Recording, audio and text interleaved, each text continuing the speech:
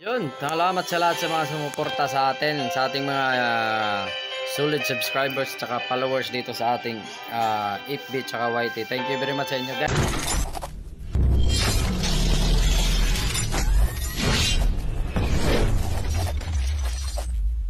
At sana may natutunan kayo sa mga videos natin at pag-iigihan pa natin ang ating mga video. Yan, ingat sa lahat. Hanggang sa work, safe and safe time. Peace. Dalhin mo na natin yung mga dapat nating kailangan. Yun o. Mags. Mags muna tayo. Mags. Uy. Niyayos yung bike tumba. Tapos baon natin to. Kunin pa pala natin yung padlock.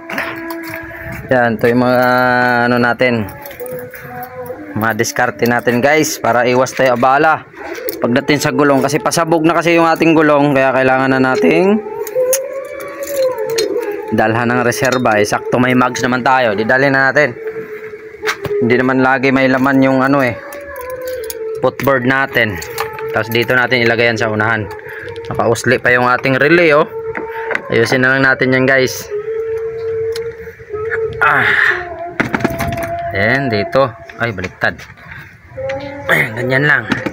Pwede naman natin ilipat kung kailangan talagang emergency. Yung kailangan talagang lagyan dito ng customer. Pwede natin ilipat yung mags.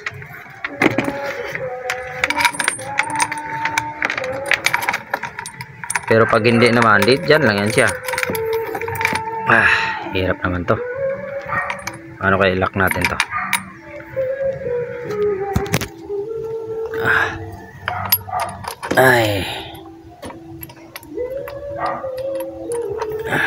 Lock muna natin to.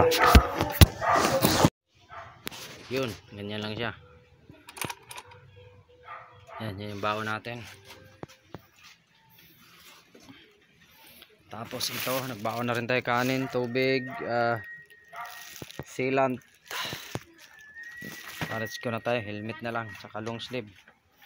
MDL, good na yan. May relay na yan siya. Bag na lang. Charger, okay na. Let's go na tayo. Ingat sa lahat. Fish mask na lang. Helmet. Let's go na. Go. Bye bye. Ingat sa lahat. Go.